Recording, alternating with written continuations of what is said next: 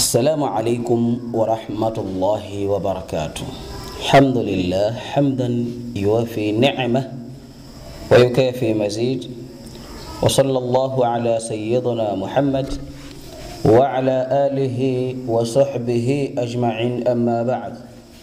فيا أيها الإخوة الأعزاء، أوصيكم ونفسي أولا بتقوى الله. Enyi ndugu waumini na watazamaji wa channel yetu pendwa hii ya Chadai TV, na wahusieni pamoja na kuihusia nafsi yangu mwanzo katika jambo la kumcha Allahu subhanahu wa ta'ala, kwa sababu hii taqwa ra'sul amru kulli, ndiyo kichwa cha mema yote, mazuri yote, mafanikio yote yako katika taa ya kumcha Allahu subhanahu wa ta'ala. Ndugu zangu watazamaji wa channel pendwa ya Chadai TV, tumeonelea tuanzishe kipindi maalum. Katika kile kipindi cha dini na jamii, leo tunaweka kategori au kipengele ambacho kinazungumzia ndoa zetu. Katika maisha tulio nao sasa, ndoa nyingi zimeharibika, ndoa nyingi hakuna furaha ndani yake, imekuwa ni magomvi, imekuwa ni viwanja vya vita katika ndoa za watu. Vile vile yamekuwa kana kwamba ni magereza. Yani mtu akiwa hana ndoa anakuwa yuko ulaiani, lakini anapoingia katika ndoa kana kwamba anaingia katika kifungo. Ndio maana utakuta hata miziki mingi, maisha yenyewe mafupi, niacheni nile ujana, na wasanii wengi utaona wanahimizana katika starehe za maovu ya zina, lakini si katika ndoa.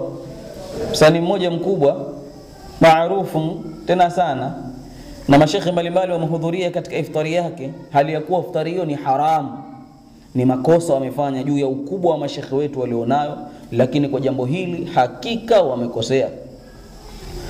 Anasema kama kupendwa mtajipenda mimi mwenyewe, na kama kupenda mpende mama yako basi. Alafu anahamasisha nini? Anahamasisha uovu mbaya wa zina. Sasa katika maudhui hii tunataka tuangalie ndoa zetu. Allah ndani ya Qur'ani yasema watu waoane ili litaskunu ilaiha, ili watu wapate utulivu kwa hizo ndoa. Waja'ala bainakum, Allah akajalia baina ya wale wanaooana nini? Mawaddatan wa rahma, mapenzi makubwa hupatikana kwa wanandoa na kuoneana huruma. Lakini leo katika ndoa tulizo nazo jambo hilo halipo kabisa.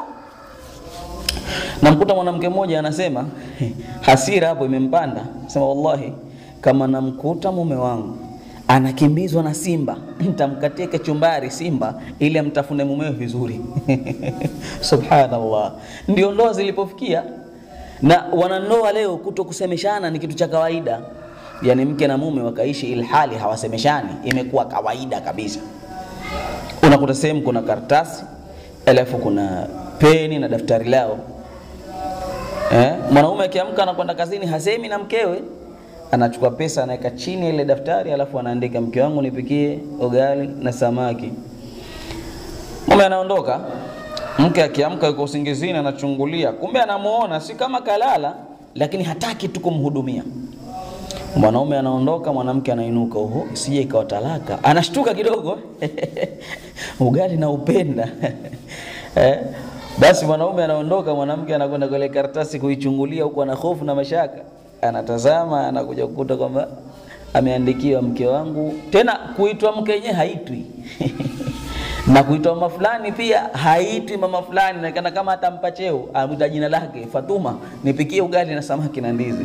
Au nipikie ugali, Basi kwa jambo hilo mwanamke atachungulia pale, akiona si talaka, ameandikiwa nipikie ugali na samaki, na anaandika mimi sipiki utakoma. Sasa ndoa hizi ambazo Mungu alitaka kwazo iwe ni starehe, iwe ni utulivu, iwe ni chombo maalum cha upendo, leo hii kimekuwa na migogoro. Kwa sababu gani? Kwa hiyo ndo maana tukaanzisha kipindi kinachoitwa dini na jamii, lakini tumeweka seals maalum ambayo tutazungumzia ndoa zetu. Na leo itakuwa ni sehemu ya kwanza tukizungumzia ndoa zetu. Hakikisha una subscribe, una comment, una share, una like, kwa sababu faida yake utapata darsa mbalimbali na muendelezo ili ndoa zetu zisimame. Ndio maana tukaipa jina kabisa kipindi kinaitwa ndoa zetu. Na katika kategori ya leo nitazungumzia mada inayosema wanaume wengi wanazini na wake zao kwa kutumia viwiliwili vya wake zao.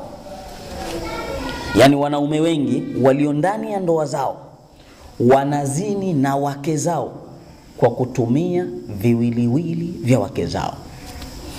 Nadhani itakushangaza kama ni ajabu hivi, lakini ndivyo. Tena kadiri siku zinavyoongezeka, basi ovu hili ndivyo linavozidi kuongezeka. Yani kadiri siku zinavyokwenda, ilikuwa 10%, ikaenda 20%, mpaka sasa imefika 70% ya wanandoa wanazini wanaume kwa kutumia viwiliwili vya wake zao. Topic ya leo nitaanza na wanaume ambao wanazini kwa kutumia viwiliwili vya wake zao.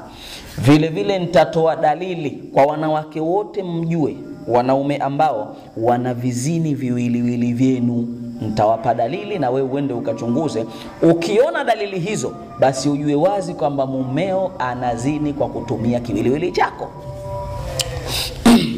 Katika nguvu ya uwezo wa mwanababa kuweza kustarehe na mke wake katika tendo la ndoa umegawanyika katika sehemu kuu 3 au zaidi ya 3. Leo nitaieleza nguvu ya kwanza ya mwanababa kuweza kustarehe na mke wake, ambayo nguvu ya kwanza imejaa katika utimamu wa fikra yake. Hii ndio sehemu ya kwanza ya nguvu ya baba.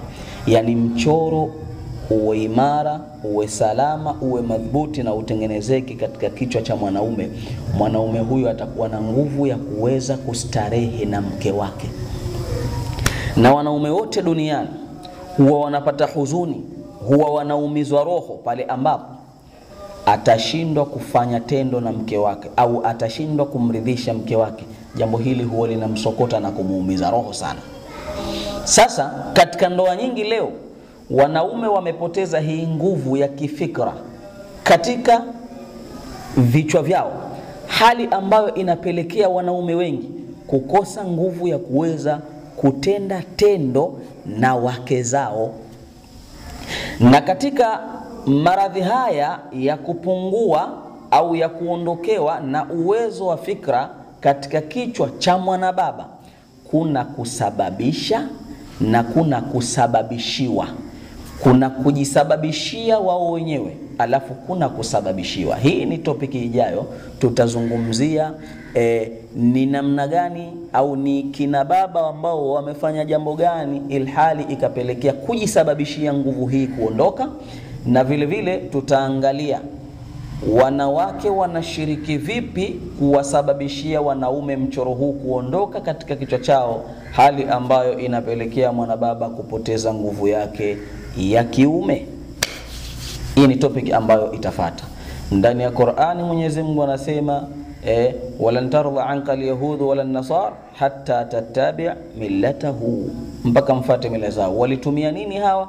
Ghuzwatul fikra, walitumia nguvu ya fikra. Kwa fikra ina maana kubwa sana, usije ukadharau. Sasa basi, mwanaume anapopoteza nguvu hii ya fikra, ya uwezo wa kutenda na mkewe, huwa mwanaume anaanza kuitafuta kwa nguvu, kwa sababu anadhalilika. Sasa pako pahala anaanza safari na mkewe vizuri kabisa, lakini mke hajafika, ndio kwanza anaanza kuchanganya. Mwanababa kashafika na uwezo wa kumpandisha tena kuendelea na safari hana. Kwa tendo hili linamuumiza, inabidi atafute nguvu ya ziada. Na mwingine mbaya zaidi, hata ilo gari kuwaka kuanza safari haliwezekaniki. Kwa inabidi atumie nguvu ya ziada katika kuliwasha gari lake.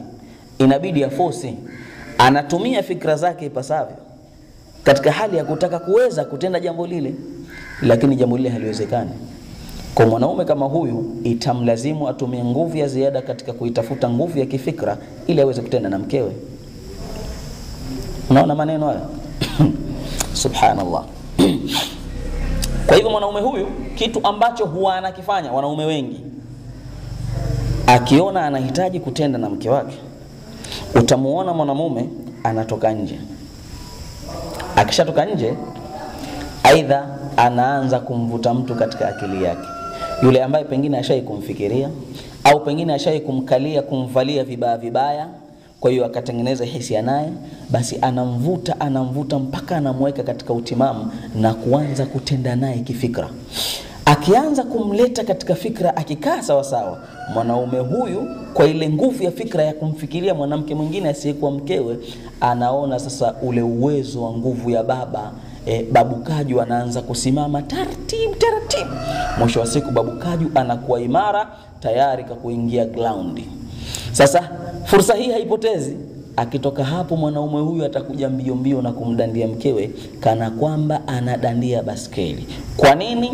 Anaogopa kama ataanza kucheza naye tena mke wake, au kama itaingia fikra nyingine, yawezekana Babu Kaju uwezo wa kusimama na kuanza kutaka kuhitaji kucheza mechi, uwezo ule unapotea. Kwa hivyo atadandia haraka tu pale alimradi alimalize lile jambo, na akimaliza, kwa sababu ile nguvu ya kifikra imeondoka, huwa mwanaume huyu hana uwezo wa kurudia tena.